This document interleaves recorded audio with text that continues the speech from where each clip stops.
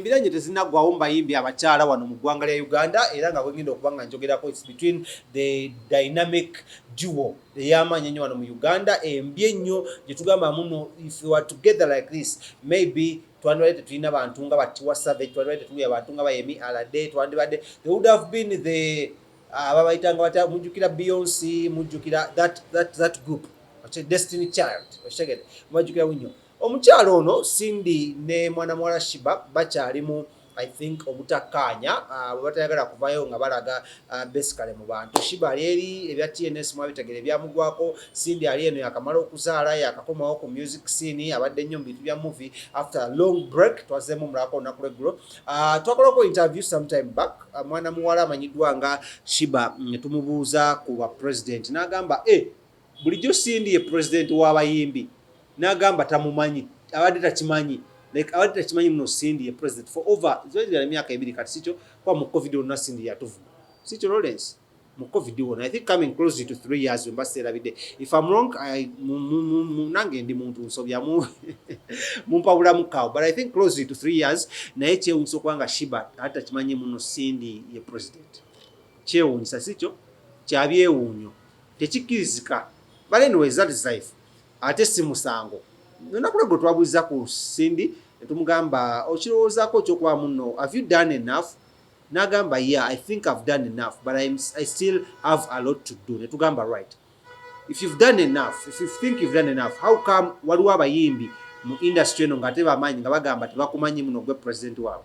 n'atubuuza nga tumugamba nga Sheebah n'agamba munange abantu babeera busy mumanyi taina management sabeera busy nga yepushinga music ye yekolera videos yetaaga that time alone so byo kumanya president w'abayimbi izo kwa bimukwatako nnyo naye bw'ogenderera bw'ogende Jinja bw'ogende Mukono Mbalala Ishoke Ishaka people know me as a president era abayimbi over abayimbi 10,000 mutwalo mulamba nogenda agulu they know me as the president so omimbi omu abatamanyi it's not really a big issue ntungamba nene Yesu yalekawo endigemu yalekawo zekyenda momwenda nanonye mulwaki sintononya Sheebah nagamba no I don't have time for hala sina time wa I have a lot to concentrate on I'm a married woman and I have kyalagaya I'm a movie star.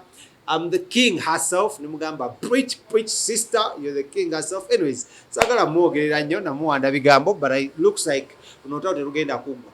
Zebadde ndowooza palasenge jaine nako ebbiri eza concert Lawrence. Watanga unako olumu aluwaddeyo nilubaako batto y'abayimbi abo abewulira muno.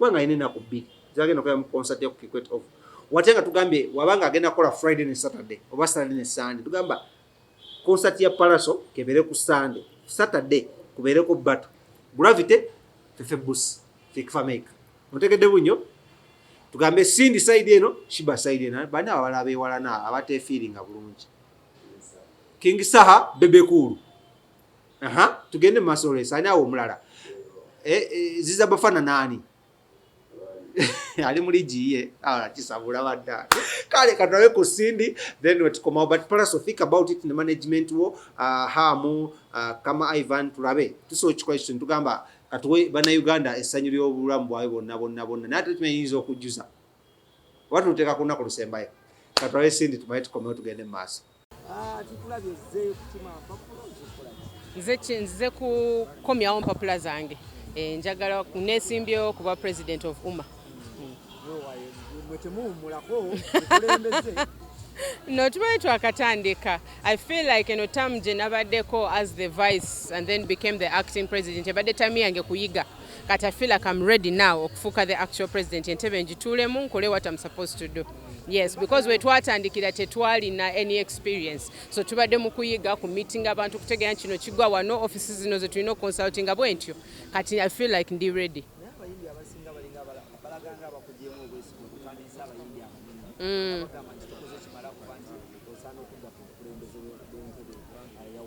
Well, nti buli omu alina opinion ye. Okitegera everyone is entitled to their opinions. Sivuganya opinion yabwe ye yabwe. My opinion is that I am ready and I can handle. Omukulu Mansur Semanda aka King Saha alaza amanyi mangi nnyo wano obuwagizi gwe totidde muntu omusajja ayinza okukubanga Nedda omanyi lwaki? Because at the end of the day it's about ani asobola okuzza UMA ahead. So ye waba asobola okikola better than me era njasanyuka because mbadde mu UMA and I love nina passion for UMA. Bwabanga asobola okikola better than me, I will be happy nti wabaye naye nga mba asobola okikola better than him. I know ochita tukirekera omuntu asobola okikola. Yes, so at the end of the day nze ndaba nga kiri win-win situation. So sina kyentidde, whoever wins it will be fine. Teri kinnemeza mu bukulembeze. No, teri kinnemeza mu bukulembeze, but I want a chance okumaliriza kye natandiseewo. Waliyo conversation. Is it so important to me nga bw'olaba copyright ne Ministry of Culture kuba tuli kugoba ministry y'aba artists. Bino bina tubaye tulina tuvola nga tuzungire eggulu tuzungira mu parliament tulazeewa tunoonya House of the President. Ebyo byonna nga tetumanyiwa we tugwa. So if we have a Ministry of Culture, then it will be very easy. We'll know where we fall as artists. So ezo conversations entandise meetings embaddemu nga nakazitandika. So nsaba okumpa akakiso okweyongerayo kimaliriza ekyo. Atuze tulaba akakiiko ka UMA nga kalimu entalo y'enkokola. In fact abanene n'abanene bazze balwana. President, acting president, Bibaawo, all those things happen. Ate ne fights ze muwulira zibadde si za mu UMA, zibadde outside of UMA. Otegera kyengambye omuntu waba bwenfuna ekizibu se ne fina mu kabaala somewhere it doesn't affect ekya UMA kasatudda nga tusobola okukola mu office ffenna tekiina buzibu. So tubadde lucky nti UMA eterera in the beginning ba artists bali batulwanisa naye we bategeera nti no twagala okukola guno mulimu tusobola ne batuleka ne tukola. So ezo entalo ne zikendera nnyo kati eziriwo ziri so insignificant ziri ntono nnyo UMA yo ezeetambula era eteredde kati. industry yaffe mu entertainment eyongedde mu ebyobufuzi bingi naye mwe ng'ababaddewo abakulembeze mubadde tewali kimukukolera. I think muntu alina freedom ye joininga politics waba ayagala. Fenga UMA tetulina mandate elemesa muntu okujoininga politics. So if it's their interest they can go, so we can't so about stopping. It's not a bad thing omuntu wayagala okujoininga politics. It's how they handle later. Naye it's actually not a problem ya UMA if somebody ayagala kujoininga politics tekina buzibu. Abayimbi abasinga abagamba nti sindi talina kudda ku bukulembeze bagamba nti badde mu kwogera sente nnyingi nnyo okuva mu sekitale ez'enjawulo. We've been lobbying for the last 2 years. Nesete tetunazifuna. I think most people think that lobbying is singo kubuza omuntu gw'obanja mbu akusasule si bwe kiri. You're bringing a whole new idea and telling a government which is dealing with so many sectors bulijjo bawuliza ministries nnyingi katugolese a new idea. Sometimes it takes years. So kino kitwalidde obudde sente ze mulowooza nti ze tulina teziriiwo. Singa Semanda kuba akalulu nja musanyukira nja kujja muwagire musanyukire and I know ajja kwetaaga guidance yange either way because nze abaddewo before nze ategeera ekintu ekibadde kirunninga. So either way I'll join the policy board mbere part of it so I can be there to advise n'okuyambayambako ku bbali.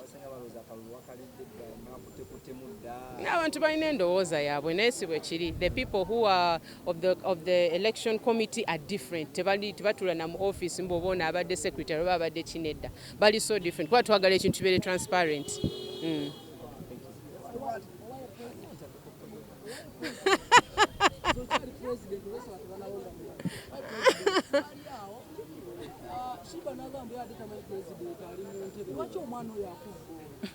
That's buzibu. Banji in this country don't know about me and there is no problem. You don't need to know me. Techikyusa the fact that I'm the president of UMA. Yes, kati yo UMA office jeri yenna atakimanyi eri wano ku National Theatre. I'm sure by now agitegedde era ekituufu akitegedde. We will not have to explain again. Simanyi kimuli mu mutima. Nedda sikiina yadde. No. No, sina buzibu with any artist. Toshitegeera sina buzibu with any artist. Bwe tuba ne music waffe nga competing on the countdown, it doesn't mean personally nkuinako buzibu. No, not at all. Sina buzibu with any artist. Sagala tekawo linnya. Sigenda tekawo linnya because I'm sure she's not the only one. If she's a member of UMA, bwabanga ali member of UMA because I've not yet seen her name in the register ya UMA. If she's a member, she should come and vote for the leader she wants. Nze sifa yani gwa balonzi. Sifunye buzibu obuzibu bungi ne ttiimu gye mbadde nayo, but we just had one thing nti ffenna tubadde tuyiga. So sometimes ng'abamu bakola mu mistake naye era tufunye obudde ne tutuula ne twogera ne tubitereeza. So the only problem we had is that none of us tewali kuffe yalina experience. So nga waliwo obuzibuzibu bwe abantu tebategeera nga office zaabwe zirina kukola ki, zirina tandikira wa zikomewa, naye twamala ne tubitereeza. Okay.